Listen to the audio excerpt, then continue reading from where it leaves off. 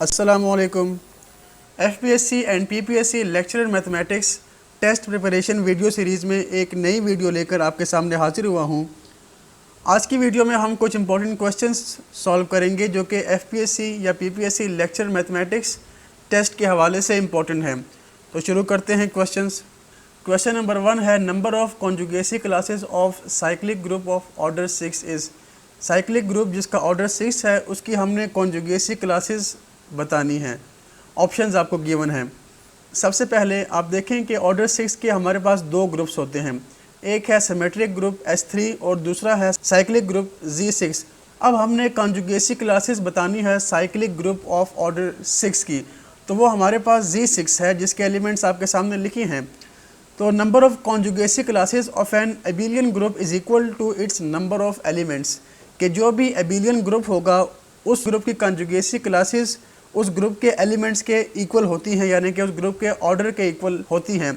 अब यहाँ पर देखें Z6 साइक्लिक ग्रुप है और हर साइक्लिक ग्रुप एबिलियन होता है, इसका मतलब Z6 एबिलियन है और इस ग्रुप में 6 एलिमेंट्स हैं, तो यहाँ पर कॉन्जुगेसी क्लासेस भी 6 ही होंगी। इस थ्योरम को यूज़ करते हुए हर एलिमेंट की अपनी अलहदा कॉन्जुगेसी क्लास है। यहाँ पर करेक्ट ऑप्शन डी है 6। Question number 2, which of the following is an ideal of R. Ring of real numbers का हमने आइडियल बताना है कि इनमें से कौन सा रिंग ऑफ रियल नंबर्स का आइडियल होगा। अब क्वेश्चन में आर से मुराद रियल नंबर्स हैं और यहाँ पर आर से मुराद रिंग है, कि कोई भी रिंग उसको हम फील्ड कहेंगे अगर उसका कोई प्रॉपर आइडियल ना हो, या अगर किसी रिंग का प्रॉपर आइडियल ना हो तो वो फील्ड होता है। यहाँ पर जो हमें रिंग गिवन है सेट ऑफ रियल नंबर्स, ये फील्ड भी है। Set of real numbers field है, इसका मतलब है कि इसका कोई प्रॉपर आइडियल नहीं है। तो जब इसका प्रॉपर आइडियल नहीं है तो हर रिंग के दो आइडियल लाजमी होते हैं, ट्रिवियल आइडियल, जो कि सेट 0 यानी कि आइडेंटिटी एलिमेंट होते हैं और वो रिंग खुद। तो यहाँ पर करेक्ट ऑप्शन हमारे पास ऑप्शन बी है, क्योंकि इस रिंग का कोई भी प्रॉपर आइडियल नहीं है। Question number 3, which of the following is a division ring. इनमें से कौन सी रिंग डिवीजन रिंग है। सबसे पहले हम देखते हैं डिवीजन रिंग क्या होती है। A ring is said to be division ring if its every non-zero element is unit element। कोई भी रिंग है उसको हम डिवीजन रिंग कहेंगे अगर उसका हर non zero element unit element हो। नॉन ज़ीरो एलिमेंट मतलब कि जो ज़ीरो ना हो, ज़ीरो को छोड़ के बाकी तमाम एलिमेंट्स यूनिट एलिमेंट हो। अब यूनिट एलिमेंट क्या होता है, कोई भी एलिमेंट किसी रिंग आर में वो यूनिट एलिमेंट होगा अगर उसका inverse with respect to multiplication exist करे।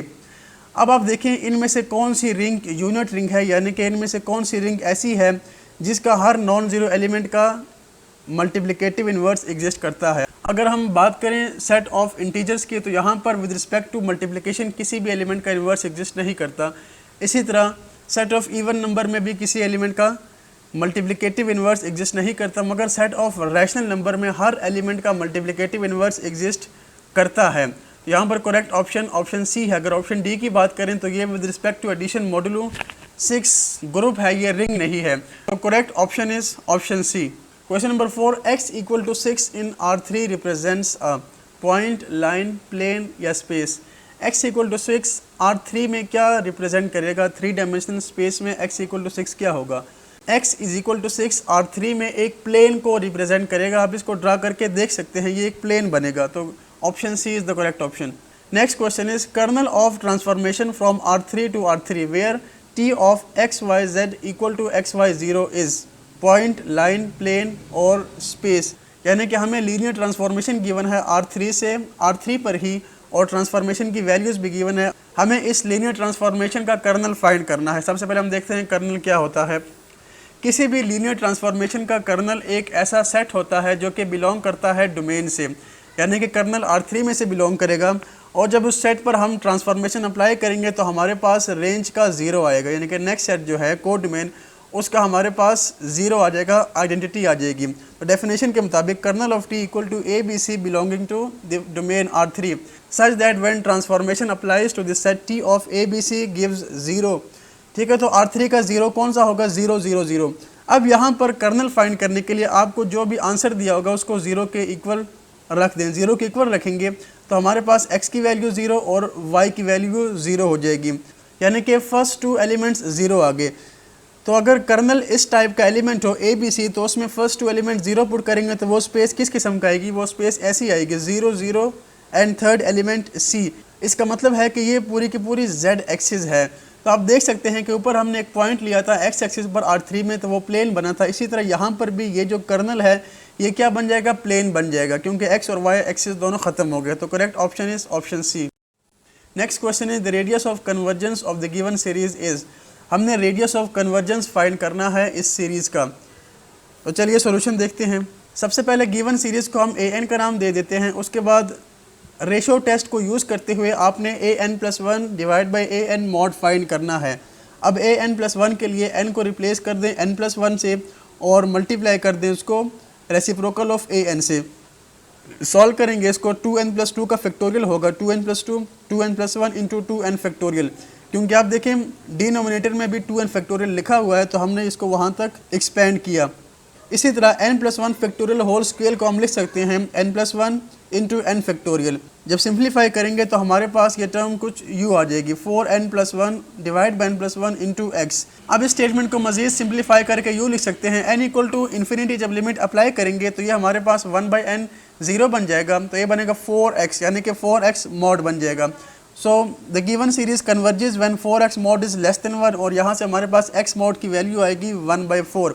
तो ये जो वैल्यू आती है जिसमें modulus of x is less than any number होगा, तो वो नंबर हमारा रेडियस ऑफ कन्वर्जेंस बनेगा। यहाँ पर रेडियस ऑफ कन्वर्जेंस 1/4 है। इस रेडियस ऑफ कन्वर्जेंस का मतलब कुछ यूँ बनता है कि x ग्रेटर देन 1/4 और x लेस देन -1/4 इन तमाम नंबर्स पर यह सीरीज़ डाइवर्ज करती है, जबकि जो नंबर्स 1/4 से छोटे हैं और -1/4 से बड़े हैं उस इंटरवल में ये सीरीज़ कन्वर्ज करती है। तो करेक्ट ऑप्शन हमारे पास ऑप्शन सी है 1/4। Question number 7, the area of cardioid r equal to a into 1 + cos theta is. हमने इस कर्व कार्डियोइड का एरिया फाइंड करना है। ऑप्शंस आपको गिवन है। अब area bounded by the curve f of theta from theta equal to alpha to beta इस formula आपके सामने है। यहाँ पर आपने क्या करना है, अल्फ़ा और बीटा की वैल्यूज़ फाइंड करनी है। वैल्यूज़ कैसे फाइंड करेंगे, आप r को इक्वल टू 0 रख दें तो हमारे पास थीटा की 2 वैल्यूज़ आ जाएंगी। अगर एक वैल्यू आ गई तो पहली वैल्यू 0 होगी, यानी कि 0 टू जो वैल्यू आपने थीटा की निकाली है। उसके बाद r की वैल्यू आपको गिवन है, रिप्लेस कर दें और सॉल्व करें तो आपके पास एरिया का आंसर आ जाएगा। यहाँ पर सॉल्व करने के बाद आपके पास करेक्ट ऑप्शन आएगा ऑप्शन नंबर डी, यानी कि इस कार्डोइड का एरिया है 3πa²/2। D is correct option. Next question is the given set is linearly independent, linearly dependent, basis और नॉन ऑफ दिस। अब हम ये पहले भी पढ़ चुके हैं कि किसी भी सेट में अगर 0 वेक्टर आ जाए तो इसका मतलब है कि वो सेट या वो वेक्टर्स लीनियरली डिपेंडेंट होते हैं। आप देख सकते हैं a set containing 0 vector is linearly dependent. और लीनियर डिपेंडेंट का मतलब क्या होता है कि हम जब इनका लीनियर कम्बिनेशन इक्वल टू 0 करें, यानी कि a1 v1 plus a2 v2 plus a3 v3 equal to 0 आना चाहिए। और जो आप स्केलर यूज़ कर रहे हैं a1 a2 a3, उसमें से कम एक नॉन ज़ीरो होना चाहिए। अब पहले नंबर पे हम 0 लगाएंगे, दूसरे पे 0 और तीसरे पे कोई भी नॉन ज़ीरो नंबर 1 2 3 आप लगा सकते हैं। तो हमारी ये लीनियरली डिपेंडेंट वाली कंडीशन सेटिस्फाई हो जाती है। तो इसलिए ये सेट जो है, ये वेक्टर जो है, ये लीनियरली डिपेंडेंट है। B is the correct option. Let G equal to a cyclic group of order 23, then order of a power 10 equals. G एक साइक्लिक ग्रुप है और उसका ऑर्डर 23 है, तो आपने फाइंड करना है कि a पावर 10 का ऑर्डर क्या होगा। ऑप्शंस आपको गिवन है। अब साइक्लिक ग्रुप में किसी भी एलिमेंट का ऑर्डर फाइंड करने के लिए आप इस फार्मूले को यूज़ कर सकते हैं।